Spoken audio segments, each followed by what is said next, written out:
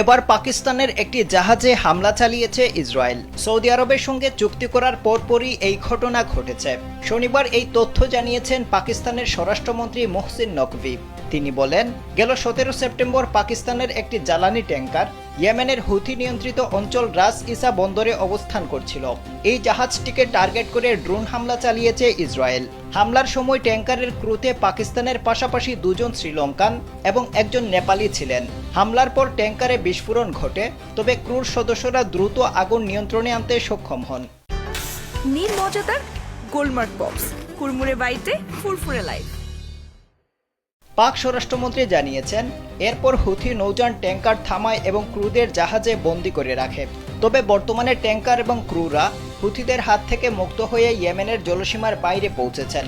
মন্ত্রী নকভির নিরাপত্তা বাহিনী ওমান ও সৌদি আরবের পাকিস্তানি কূটনৈতিক এবং সংশ্লিষ্ট কর্মকর্তাদের সহযোগিতার জন্য কৃতজ্ঞতা প্রকাশ করেছেন। তিনি আরও জানিয়েছেন, তাদের নাগরিকদের নিরাপদ মুক্তি নিশ্চিত করতে নিরাপত্তা সংস্থাগুলো দিনরাত কঠোর পরিশ্রম করেছে।